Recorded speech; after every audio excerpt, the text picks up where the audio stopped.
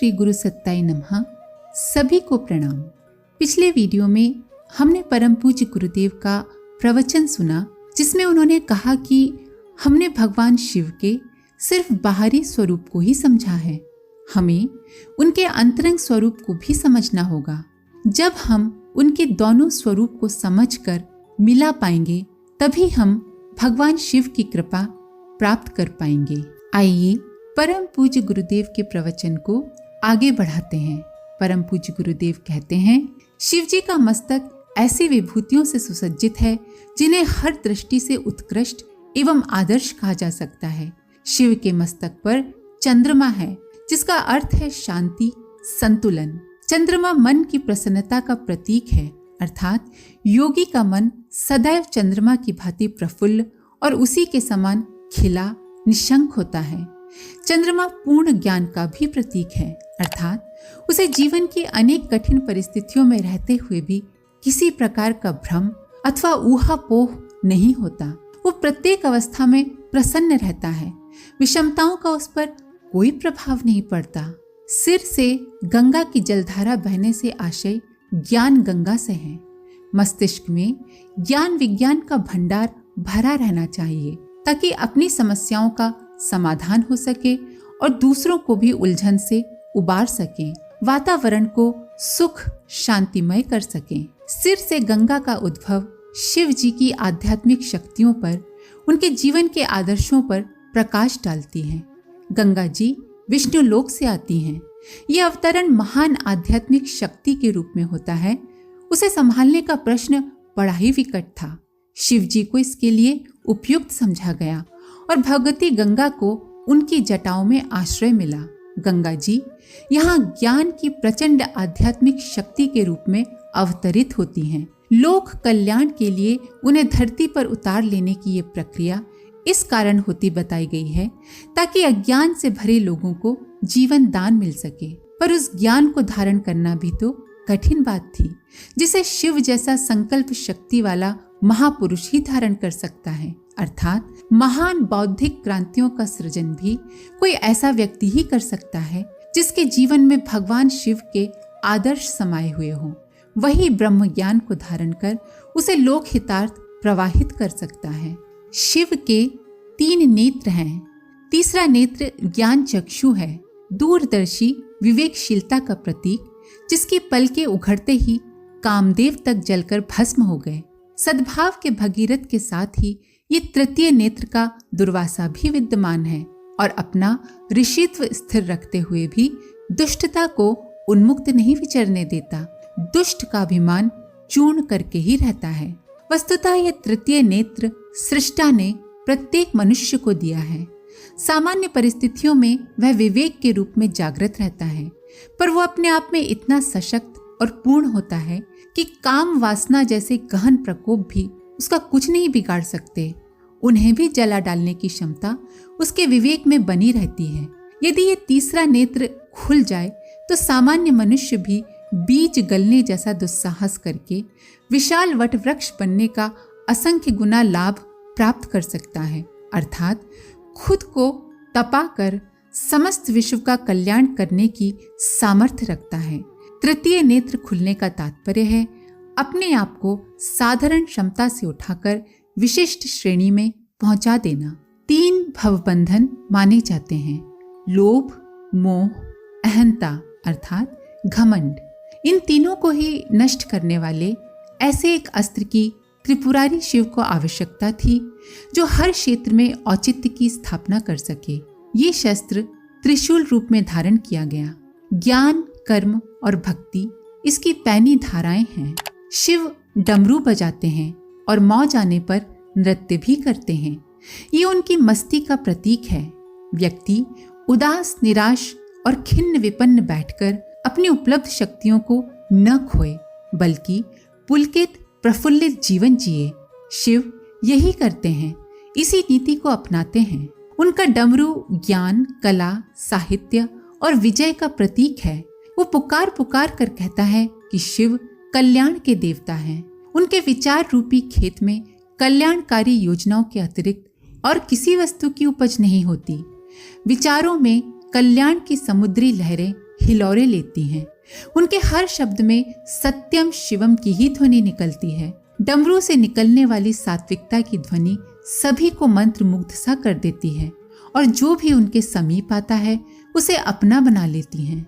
शिव का आकार लिंग स्वरूप माना जाता है। उसका अर्थ ये है कि सृष्टि साकार होते हुए भी उसका आधार आत्मा है। ज्ञान की दृष्टि से उसके भौतिक सौंदर्य का कोई बड़ा महत्व नहीं है। मनुष्य को आत्मा की उपासना करनी चाहिए, उसी का ज्ञान प्राप्त करना चाहिए। सांसारिक रूप, सौंदर्य और विविधता में फंसकर आत्मा के सौंदर्य को नहीं भूलना चाहिए। गृहस्थ होकर भी पूर्ण योगी होना शिव जी के जीवन की महत्वपूर्ण घटना है। सांसारिक व्यवस्था को चलाते हुए भी वे योगी रहते हैं, पूर्ण ब्रह्मचर्य का पालन करते हैं। वे अपनी धर्मपत्नी को मात्र शक्ति के रूप में देखते हैं। ये उनकी महानता का दूसरा आदर्श है। रिद्धि सिद्धियां उनके पास रहने में गर्व अनुभव करती हैं। यहाँ उन्होंने यह सिद्ध कर दिया है कि गृहस्थ रहकर भी आत्म कल्याण की साधना असंभव नहीं है। जीवन में पवित्रता रखकर उसे हंसते खेलते पूरा किया जा सकता है। शिव के प्रिय आहार में एक है भांग। भंग अर्थात विच्छेद, विनाश, माया और जीव की एकता का भंग, अज्ञान आवरण का भंग, संकीर्ण स्वार्थपरता का भंग, कषाय कल्मशों का भंग। यही है शिव का रुचिकर आहार। जहाँ शिव की कृपा होगी वहाँ अंधकार की, अज्ञान की रात्रि नष्ट हो जाएगी, भंग हो जाएगी और कल्याणकारक अरुणोदय पुण्य दर्शन मिल रहा होगा। शिव को पशुपति अर्थात पशुओं का स्वामी कहा गया है। पशुत्व की परिधि में आने वाली दुर्भावनाओं और दुष्प्रवृत्तियों का नियंत्रण करना पशुपति का काम है। नर पशु के रूप में रह रहा जीव जब कल्याणकर्ता शिव की शरण में आता है तो सहज ही पशुता का निराकरण हो जाता है और क्रमशः मनुष्यत्व और फिर देवत्व विकसित होने लगता है। महामृत्युंजय मंत्र में शिव को त्र्यंबक और सुगंधिम पुष्टि वर्धनम कहा गया है। ज्ञान, कर्म और भक्ति त्र्यंबक है। इस त्रिवर्ग को अपनाकर मनुष्य का व्यक्तित्व प्रत्येक दृष्टि से परिपुष्ट व परिपक्व होता है। उसकी समर्थता और संपन्नता बढ़ती है। साथ ही श्रद्धा, सम्मान भरा सहयोग उपलब्ध करने वाली यशस्वी उपलब्धियां भी प्राप्त होती हैं। गुण, कर्म, स्वभाव की उत्कृष्टता का प्रतिफल यश और बल के रूप में प्राप्त होता है, इसमें तनिक भी संदेह नहीं। इसी रहस्य का उद्घाटन महामृत्युंजय मंत्र में विस्तार पूर्वक किया गया है। देवताओं की शिक्षाओं और प्रेरणाओं को मूर्तमान करने के लिए ही हिंदू समाज में प्रतीक पूजा की व्यवस्था की गई है। जितने भी देवताओं के प्रतीक हैं उन सब के पीछे कोई न कोई संकेत भरा पड़ा है, प्रेरणाएं और दिशाएं भरी पड़ी हैं। अभी भगवान शंकर का उदाहरण दे रहा था मैं आपको और ये कह रहा था कि सारे विश्व का कल्याण करने वाले शंकर जी की पूजा और भक्ति के पीछे जिन सिद्धांतों का समावेश है हमको उन्हें सीखना चाहिए था, जानना चाहिए था और जीवन में उतारना चाहिए था। लेकिन हम उन सब बातों को भूलते हुए चले गए और केवल चिन्ह पूजा तक सीमाबद्ध रह गए। विश्व कल्याण की भावना को भी हम भूल गए जिसे शिव शब्द के अर्थ में बताया गया है। शिव माने कल्याण। कल्याण की दृष्टि रख करके हमको हर कदम उठाना चाहिए और हर क्रियाकलाप एवं सोचने के तरीके का निर्माण करना चाहिए। यह शिव शब्द का अर्थ होता है। अपना कल्याण, दूसरों का कल्याण करने की अगर हमारी दृष्टि पैदा हो जाए तो हम ये कह सकते हैं कि हमने भगवान शिव के नाम का अर्थ जान लिया है। हमने ओम नमः शिवाय का जप तो किया, लेकिन शिव शब्द का मतलब क्यों नहीं समझा? मतलब समझना चाहिए था और तब जप करना चाहिए था। लेकिन हम मतलब को छोड़ते जा रहे हैं और बाह्य रूप को पकड़ते चले जा रहे हैं। इससे काम बनने वाला नहीं है। हिंदू समाज के पूज्य जिनकी हम दोनों वक्त आरती उतारते हैं, जप करते हैं, शिवरात्रि के दिन पूजा और उपवास करते हैं और न जाने क्या क्या प्रार्थनाएं करते कराते हैं, क्या वे भगवान शंकर हमारी कठिनाइयों का समाधान नहीं कर सकते? क्या हमारी उन्नति में कोई सहयोग नहीं दे सकते?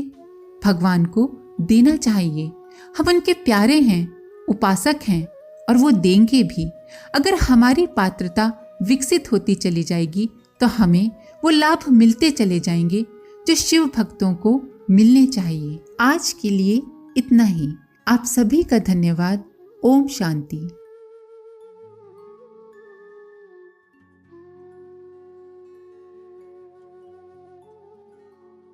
हमारे YouTube चैनल को सब्सक्राइब करें और बेल आइकन को दबाकर ऑल पर क्लिक करें ताकि आने वाले सभी वीडियोस की नोटिफिकेशन आपको मिलती रहे।